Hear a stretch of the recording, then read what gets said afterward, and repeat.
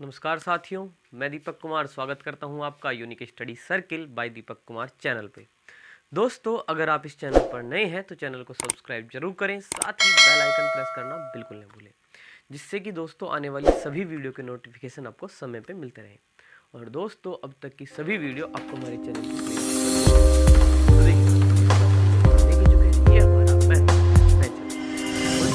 पे कुछ क्वेश्चनों की मैथ में क्या करते हैं, प्रैक्टिस करते हैं, आने वाले जो कि हमारे एग्जाम है उनके लिए जो हेल्पफुल होंगे। ठीक है दोस्तों, तो चलिए दोस्तों, आज की क्लास का जो हमारा पहला सवाल है ना, वो ये रहा हमारे सामने। तो करते हैं आज की क्लास इसी क्वेश्चन से शुरू। देखिए दोस्तों, इसमें क्या कहा है, अगर 9 संतरों का विक्रय मूल्य 12 संतरों के क्रय मूल्य के बराबर है। क्या बताया है? 9 संतरों का कौन सा मूल्य दोस्तों? विक्रय मूल्य 12 संतरों के क्रय मूल्य के क्या है, बराबर है।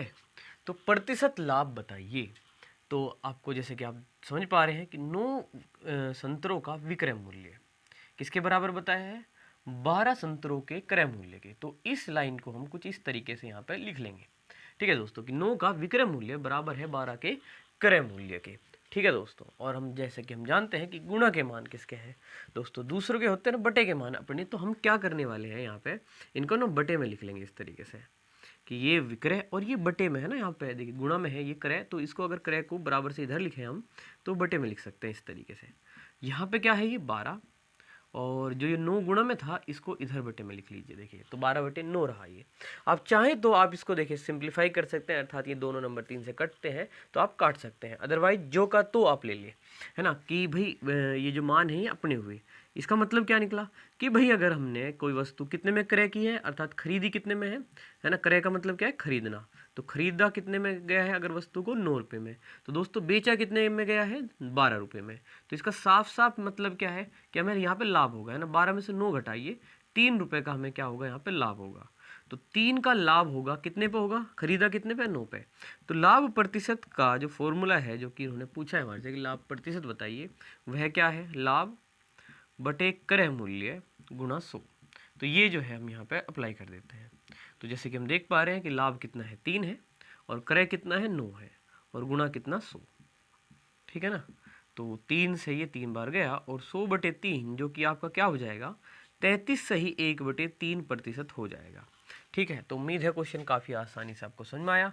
ऑप्शन हुआ डी, और बढ़ेंगे अब अगले क्वेश्चन की तरफ। तो आइए अब अपने इस क्वेश्चन को देखते हैं। देखिए कितना प्यारा सवाल है आपके सामने। इसमें कहा क्या है, किसी व्यक्ति को रुपये 600 में शर्ट बेचने पर, है ना, 600 रुपये में शर्ट बेची गई है, अर्थात ये एक विक्रय मूल्य है, पर लागत का 1/6 क्या होती है? हानि होती है। यहाँ पे क्या लिखा है? हानि होती है। और कहा है कि वह किस मूल्य पर शर्ट बेचे, अर्थात एक दूसरा विक्रय मूल्य बताइए। लेकिन इस विक्रय मूल्य पे उसे लागत का 1/6 क्या होनी चाहिए? लाभ होना चाहिए। तो देखिए जैसे कि आप जानते हैं अच्छे से, और हमने ये पूरा टॉपिक लाभ हानि का आपको पढ़ाया है, और एक ट्रिक जो कि आप जानते हैं बेहतर ढंग से, जिसका नाम है क्या? पहाड़ी ट्रिक, जो कि हम बहुत अच्छे से दोस्तों, है ना, यूज करते हैं। इस प्रकार के क्वेश्चन में काफ़ी आसानी से चीज़ों को निकाल लेते हैं। तो इस सवाल में फिलहाल हमें एक बदलाव नज़र आ रहा है कि यहाँ पे जो हानि और लाभ दिया है वो फ्रैक्शन में है। तो बस ध्यान रखेंगे, जब चीज़ें परसेंटेज में हो, लाभ व हानि, तो कंप्लीट वैल्यू जो होती है, कंप्लीट वैल्यू वह कितनी होती है ना। कंप्लीट वैल्यू 100% होती है ना। आप किस में से चीज़ों को घटाते जोड़ते हैं? 100% में से। लेकिन अगर फ्रैक्शन में चीज़ें हैं, फ्रैक्शन में है चीज़ें, यानी कि भिन्न में है, भिन्न में, तो आपको करना क्या है? ध्यान रखेंगे कि आपकी कंप्लीट जो वैल्यू है, ठीक है, वो क्या होगा? कंप्लीट वैल्यू आपकी 1 चलेगी। क्या चलेगी? 1। आप चीज़ों को किस में से जोड़े घटाएंगे? एक में से जोड़े घटाएंगे। तो देखिए अब आप ये पहाड़ी बनाइए, और हमें बस ये पता है कि यहाँ पे हम क्या लिखते हैं? विक्रय मूल्य लिखते हैं, और यहाँ पे क्या लिखते हैं? क्रय मूल्य, और लाभ हानि हमारे यहाँ आते हैं। तो देखिए जैसे कहा 600 रुपये में शर्ट बेचने से, तो हमने यहाँ पे विक्रय मूल्य के स्थान पे क्या लिख लिया? 600, पर लागत का 1/6 हानि होते हैं। इस मूल्य पे 1/6 हानि है। हानि घटेगी, किस में से घटेगी? इस बार बस ध्यान रखें, भिन्न है तो एक में से घटेगा, ठीक है, और नीचे घटेगा क्योंकि ये नीचे को आ रहा है। और यहाँ पे नीचे घटने के बाद फिर क्या कहा है कि किस मूल्य पर बेचे, तो आपको विक्रय मूल्य ही बताना, लेकिन इस बार आपका लाभ होना चाहिए 1/6, और ये लाभ ऊपर क्या होगा? जुड़ जाएगा, तो आपका विक्रय मूल्य आ जाएगा। तो बस शुरू करें। ये क्या करिए आप? 600 लिखिए, गुणा में 1 बटे की लाइन खींचिए। अब यहाँ से आप नीचे उतर रहे हैं, इसका मतलब क्या है कि आपको ये घटाना है। किस में से घटाना है? परसेंटेज होता तो 100 में से घटाते, फिलहाल 1 में से घटाइए। तो 1 में से अगर आप 1/6 घटाते हैं तो 6 एकम 6 में से 1 गया तो कितना आएगा? 5/6। तो आपने यहाँ पे क्या लिख दिया नीचे की तरफ? 5/6, 1 में से 1/6 घटा के। वहीं आपने अब क्या करना है, ऊपर की तरफ इसको जोड़ देना है कि इसको 1/6 को। तो 1 में अगर आप 1/6 जोड़ देंगे तो 6 एकम 6 और 1 कितना? 7/6। तो यहाँ पे आ जाएगा आपका 7/6। अब इसको सोल्व करते ही आ जाएगा आपका आंसर। देखिए 6 से 6 कैंसिल किया, आप इस 5 से किसको काट दीजिए? इसको, है ना। 12 पंजे 60 होते हैं, तो 12 सते 84। और इतनी आसानी से देखिए हमने इसका आंसर निकाल लिया है। तो इसका आंसर क्या है दोस्तों? 840 रुपये, जो कि आपका कौन सा ऑप्शन हुआ? बी। अब बढ़ेंगे अगले क्वेश्चन पे। तो आइए अब अपने इस क्वेश्चन को देखते हैं। देखिए इसमें कहा है किसी मशीन का उत्पादन लागत को जब मटेरियल, लेबर तथा ओवरहेड में विभाजित किया जाता है तो यह 3:4:1 के अनुपात में आता है। अगर मटेरियल लागत आपकी ₹75 हो तो मशीन के उत्पादन पर हुआ व्यय कितना है, आपको ये बताना है। देखिए कितना आसान है, यहाँ पे 3 चीज़ें आपको दे दी गई हैं। एक मटेरियल, है ना, जो भी सामग्री है यानी कि उस पर, और लेबर, जो भी आदमी वहाँ पर लगाए गए हैं काम पे, और ओवरहेड। तो इस तरीके से 3 प्रकार से वह बताया गया है और जिनका अनुपात 3:4:1 दिया गया है। ऐसे लिख लिया हमने। आगे क्या कहा कि अगर मटेरियल लागत ₹75 हो तो देखिए मटेरियल लागत का जो अनुपात है वह 3 यूनिट दिया है। कितने? 3 अनुपात दिए हैं, तो जिसको मैं 3 यूनिट लिखता हूँ वो कितने के रुपए के बराबर? 75 रुपयों के बराबर हुआ। तो क्या कुल व्यय क्या हुआ, है ना, व्यय। तो उत्पादन लागत कितनी है यानी कि टोटल व्यय। तो टोटल देखिए 3 और 4, है ना, सारे देखो मटेरियल पर 3 यूनिट खर्च हुआ, लेबर पर 4 और ओवरहेड पे 1। तो सबको अगर जोड़ें तो 3 4 7 और 1 8। तो टोटल कुल 8 यूनिट जो है दोस्तों यहाँ पे हम खर्चा कहेंगे। कितना? 8 यूनिट। तो अगर हमारे 3 यूनिट जो मटेरियल के हैं वे ₹75 के बराबर है, यहाँ से हमें समझ में आएगा कि भाई 1 यूनिट कितने के बराबर होगा? 3 दूनी 6, 3 पंजे 15 अर्थात 25 के बराबर। तो इसका मतलब जो ये 8 यूनिट है टोटल जो 8 यूनिट है, कुल व्यय कितना होगा यहाँ से निकल जाएगा कि अगर आप क्या करें 8 की और 25 की गुणा कर दें तो 25 8 कितने? 200 रुपये। तो ₹200 जो है टोटल व्यय होगा यहाँ पे इस समय। और आपका आंसर क्या चल जाएगा? सी। तो उम्मीद है काफ़ी बढ़िया सवाल था, समझ में जरूर आया है। बढ़ेंगे अगले क्वेश्चन पर। तो आइए अब अपने इस क्वेश्चन को करते हैं। देखिए इसमें क्या कहा, किसी बर्तन में 5 लीटर दूध और 1 लीटर जल का मिश्रण है। तो दूध जो बताया है वह कितना बताया है? 5 लीटर बताया है, 5 लीटर। और वहीं जो जल है, जो पानी है, वह कितना बताया है? 1 लीटर, है ना। 5 लीटर दूध और 1 लीटर जल का मिश्रण, तो 1 लीटर पानी हो गया। तो क्या कह रहे हैं, इसमें जल की मात्रा कितनी मिलाई जाए कि मिश्रण में दूध और पानी का जो अनुपात है वह 2:1 हो जाए। देखिए ये कितने हैं, आप समझ ही पा रहे हैं कि ये आपके 5 लीटर हो गए और ये कितने? 1 लीटर हो गया है। ठीक, तो इसमें पूछ क्या लिया है कि भाई कितना इसमें और कितना पानी मिला है कि मिश्रण में दूध और पानी का जो अनुपात है वो 2:1 हो जाए। तो देखिए ये मतलब 1 हो तो ये 2 हो, यानी कि इसका दुगुना होना है। तो 5 किसका दुगुना होता है? 2.5 का दुगुना होता है ना। अगर ये 2.5 हो जाए यानी कि 2.5, तो 25 एकम 25, 25 दूनी 50, अनुपात कितना हो जाएगा? 2:1। तो अगर हम समझें चीज़ों को कि ये 2.5 लीटर होना है, कितना होना है? 2.5 लीटर। और 2.5 कब होगा? जब इसमें कितने जुड़ेंगे? 1.5 जुड़ेंगे। 1.5, या इसी बात को आप कैसे लिख सकते हैं? 1 सही 1/2 या 1.5, एक ही बात आप इसको कह सकते हैं, इसको और इसको, है ना। तो अगर 1 में आप 1.5 जोड़ दें तो आपका ये कितना हो जाएगा? 2.5 हो जाएगा। ठीक है, कितना हो जाएगा? 2.5 हो जाएगा। और अगर आप इसका फिर रेशियो निकालेंगे, पॉइंट हटाएंगे, इधर 0 बढ़ जाएगी और 25 से कम 25, 25 दूनी 50 हो जाएंगे, तो आपका अनुपात आ जाएगा। ये तो हुआ, देखिए हमने बेसिक समझ के बारे में बात की है। लेकिन अगर हम यहाँ पे बिल्कुल क्या करें कि भाई इसे एक्स वगैरह की हेल्प से करके दिखावें तो कैसे इसे कर सकते हैं, तो देखिए इस चीज़ को समझते हैं। ठीक, ये तो हमने कहा कि भाई जैसे हमें समझ में आया कि भाई ये इसका, है ना, 1 हो तो ये अनुपात 2 हो तो इसका दुगुना होना चाहिए। हमने समझा कि भाई किसका दुगुना हो सकता है? 5। तो हमने कहा 2.5 का, क्योंकि क्या मिलाना है? जल मिलाना है। क्या मिलाना है? जल, अर्थात पानी मिलाना है।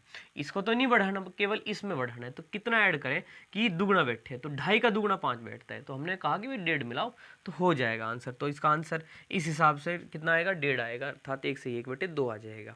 लेकिन बात अगर एक्स की करें तो देखिए जैसे दूध बताया कितना भाई? 5, तो दूध तो 5 का 5 ही रहेगा। और जो पानी है उसमें कितना और पानी मिलाएं? तो हमें नहीं पता तो हम क्या कर लें, x लिख लें उसके स्थान पे, और उसके बाद जो अनुपात आएगा इन्हें बटे में करेंगे तो अनुपात कितना आएगा, 2:1 अर्थात 2/1।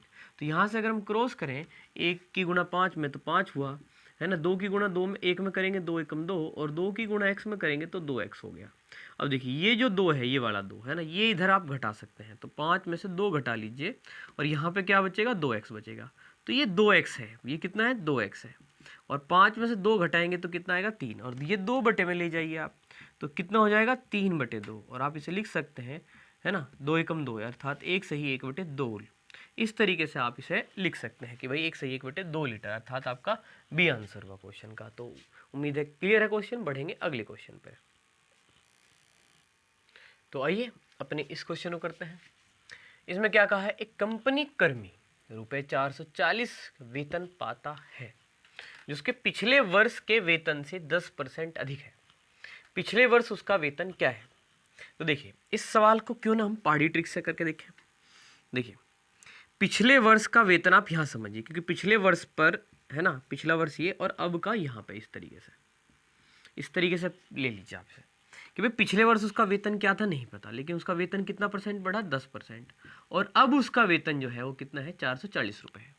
तो देखिए यहाँ से 10% बढ़कर ये हुआ, तो अगर हमें वापस आना हो, पिछले साल का बताना, तो नीचे उतर जाइए, और नीचे उतरने का मतलब क्या है हमारे कि भाई 440 लिखिए और बटे की लाइन के नीचे जुड़ जाएगा 10 अब 100 में, तो ये 110 हो गया, और ऊपर कितना है 100, और ये 0 कैंसिल करिए, और 11 चौक 44, और 40 और 10 की गुना कितना हो गया, 400।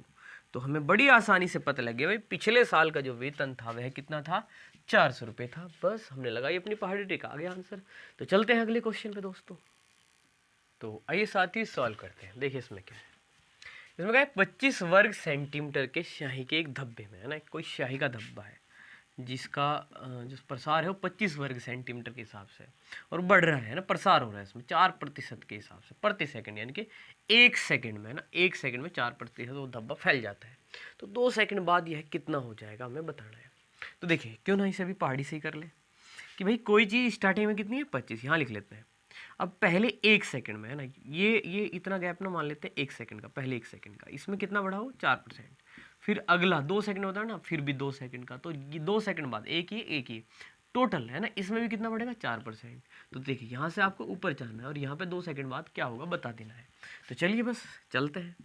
तो 25 गुणा ऊपर गए तो 100 में 4 जोड़ दिए, 104 बटे कितना 100, और ऊपर गए, है ना, 25 से शुरू करके, है ना, 2 सेकंड बाद बताना है, तो 104 बटे कितना 100।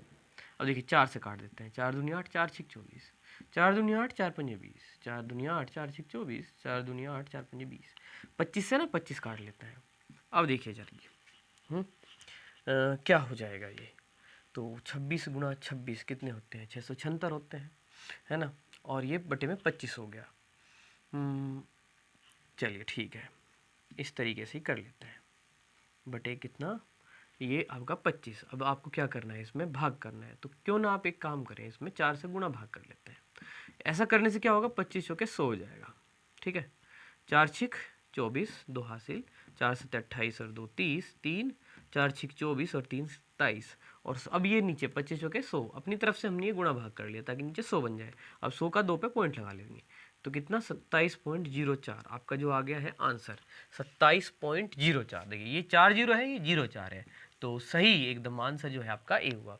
तो उम्मीद है क्वेश्चन क्लियर है ना। 3 सवालों में पिछले हम एक ही ट्रिक लगा रहे हैं, अपनी पहाड़ी ट्रिक, तो जरूर आपको समझ में आ रहा है। तो बढ़ेंगे अगले क्वेश्चन पर। तो आइए इस सवाल को करते हैं। देखिए इसमें क्या कहा है, रुपए 1 50 पैसे 25 पैसे के सिक्कों के मूल्यों का जो योग है ना, वो रुपए 210 है, जो क्रमशः 5:6:8 के अनुपात में है। तो 1 रुपए वाले सिक्कों की संख्या क्या है आपको बतानी है, ठीक है। तो देखिए कितना आसानी से आप इसको करेंगे, समझते हैं। आपको पता है कि जो फेस वैल्यू है ना, 1 रुपए का सिक्का है आपके पास, 50 पैसे के सिक्के हैं आपके पास, और 25 पैसे के, है ना, फेस वैल्यू के, ये जो उन पे लिखा है ये वो वैल्यू है ना। 1 रुपए का सिक्के पे 1 लिखा होगा, 50 पैसे के 50 पैसे, 25 पैसे के 25 पैसे। तो इस तरीके से आपने इसको लिखा, और जो इनके अनुपात है वो कितने हैं, 5:6:8। अर्थात अगर ये सिक्के ही मान लूँ, मैं गिनती ही मान लूँ, ठीक है, ये इतने ही सिक्के हों अगर माना, है ना, कि माना सिक्के है ना 1 रुपये के 5 ही हो, 50 पैसे के 6 ही हो और 25 पैसे के 8 ही हों, ठीक है, तो हमारे पास कितने रुपए होंगे। लेकिन वास्तव में ये हमारे सिक्के नहीं है, ये तो हमने मान लिया है, जो अनुपात है उसे ही मान लेते हैं। वास्तव में रुपए कितने हैं, 210। देखिए हमें कर क्या रहे हैं, मतलब हम कि भाई हम ना यहाँ पे इन्हीं को मान लेते हैं कि भाई 1 रुपये के 5 ही सिक्के हैं, 50 पैसे के 6 ही सिक्के हैं और 25 पैसे के 8, और इसके हिसाब से हिसाब लगाते हैं कि आखिर हमारे पास इस हिसाब से कितने रुपए बैठते। अगर 1 रुपये के है ना, 1 रुपये के 5 सिक्के मेरे पास हो तो मेरे पास 5 रुपये होंगे, ठीक है, बहुत आसानी सी बात है। 50 पैसे के 6 सिक्के हो तो कितने होंगे, 3 रुपये होंगे, है ना, बहुत आराम से लग जाएगा। 50 पैसे अर्थात कितना, 50/100, आधा रुपया, 1/2, और अगर 6 सिक्के हों तो 2 तिया 6, ठीक है ना, कितने, 2 तिया 6। यहीं के यहीं भी आप इसे कर सकते थे कि 50 पैसों को रुपए में बनाने के लिए 100 से भाग किया और फिर कितने सिक्के हैं, 6, तो 50 दूनी 100 और 2 तिये 6, तो कितने रुपए हुए, 3 रुपये हुए कुल मिला के। कोई भी समझ लेगा भाई 50 पैसे यानी कि 2 सिक्कों में 1 रुपया बैठेगा, तो 6 में 3 रुपये बैठेंगे, सीधी सी बात है ना, 3 रुपये बैठेंगे। 25 पैसे के 8 सिक्के तो कितने बैठने वाले हैं भाई, 4 सिक्कों में 1 रुपया तैयार होगा, तो 8 में 2 रुपये तैयार होंगे। और अगर इस तरीके से ही करें तो 25 पैसे का रुपये बनाने के लिए 100 से भाग करेंगे, और सिक्के कितने, 8 हैं, तो 2500 के 100 और 4 दूनी 8, तो बेसिकली आपको ये जरूर समझ में आ रहा है कि ये 2 रुपये होंगे, है ना। तो ये भी आपको समझ में आ गया कि भाई 1 रुपये के अगर 5 सिक्के तो 5 रुपये होंगे, 50 पैसे के 6 सिक्के हैं तो 3 रुपये होंगे, और 25 पैसे के 8 हैं तो 2 रुपये होंगे। तो 5 और 3 8 और 2 10, भाई इस हिसाब से 2 रुपये होंगे। इस हिसाब से कितने, 10 रुपये बोलना है ना, 5 और 3 8 और 2 10 रुपये हमारे पास होंगे। लेकिन रियल में जो क्वेश्चन में दिया है कि 1 रुपये 50 पैसे और 25 पैसे के सिक्कों के मूल्य का योग जो है हमारे पास है वो 210 है, और इस अनुपात में है, यानी कि ये जो हमने माना वास्तव में ये अनुपात जो है सिक्के नहीं है ना, तो अनुपात है। तो यहाँ से क्या देखने को मिला कि भाई रुपये अगर हमने ये मान के लिया तो 10 रुपये बैठ रहे हैं, जबकि वास्तव में कितने हैं, 210। अब देखिए ये यूनिट की बात करें तो यूनिट तो कटी जाएगी, यहाँ से हमें क्या पता लगेगा भाई एक यूनिट जो है वो कितने के बराबर है, 21 के बराबर है। इस सवाल में आपने जहाँ 10 रुपये निकाले हैं, प्राप्त किए हैं, वहाँ पे 210 बैठ रहे हैं, तो उस हिसाब से है ना, जीरो कैंसिल कर दिया तो एक यूनिट जो है यहाँ पे 21 के बराबर है। तो इन्होंने कहा कि 1 रुपये वाले सिक्कों की संख्या बताओ, हमने कितनी मान रखी, 5, और यहाँ पे अब 5 कितने के बराबर, अगर 1 21 के बराबर है तो 5 यूनिट आपके कितने के बराबर होंगी, 21 पंजे 105, आप 5 और 21 की गुणा कर दीजिए, तो 5 एकम 5 5 दूनी 10, तो 105 सिक्के होंगे आपके पास, किसके, 1 रुपये के। 1 रुपये वाले सिक्कों की जो संख्या होगी वो 105 होगी। तो देखिए कितनी आसानी से क्वेश्चन के जरूर समझ में आया होगा कि रुपये को इसके बराबर रख दिया हमने, ठीक है। तो चलते हैं अगले क्वेश्चन पर। तो आइए इस क्वेश्चन को करते हैं। इसमें क्या कहा है, ए किसी काम को 25 दिनों में करता है, बी अकेला 20 दिनों में करता है। ए काम शुरू करता है तथा 10 दिन बाद बी शामिल होता है, तो काम पूरा होगा कितने दिनों में, आपको बताना है। तो चलिए देखते हैं कैसे करेंगे हम सवाल को। तो सबसे पहले हम लिख लेते हैं कि ए जो काम है कितने दिनों में कर सकता है, 25 दिनों में, यहाँ पे इस तरीके से लिख लीजिए।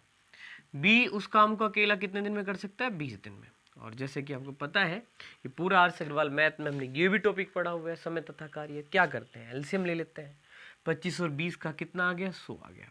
ये हमारे कार्य की कुल यूनिट हुई है ना, टोटल कार्य हम इसको मान लेंगे कार्य की।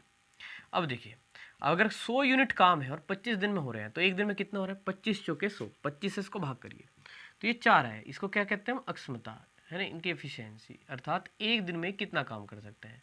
तो इस हिसाब से हमें पता लगा कि 4 यूनिट काम पर डे ये कर सकते हैं। 20 100 को भाग करिए 20 से, है ना, 20 पंजे 100, तो हमें यहाँ से पता लगा कि ये जो बी है उसकी अक्षमता कितनी है, 5 यूनिट काम पर डे की है, ठीक। अब देखिए क्या किसने काम शुरू किया था, ए ने काम शुरू किया। अब अगर ए की बात की जाए तो वो एक दिन में 4 यूनिट काम कर सकता है। उसने इन 10 दिनों में 10 चौके 40 यूनिट जो काम है वो खत्म कर दिया होगा, बिल्कुल। तो 100 यूनिट में से अगर 40 यूनिट काम खत्म हो गया तो 60 यूनिट काम बचा हुआ है। क्लियर होगी बात आपको, तो 60 यूनिट काम बचा है। अब क्या हुआ, बी भी शामिल हो गया। भाई बी जब शामिल हुआ तो 4 यूनिट ए करेगा और 5 यूनिट कौन करेगा, बी करेगा, तो दोनों के कुल यूनिट 9 यूनिट पर डे काम होगा।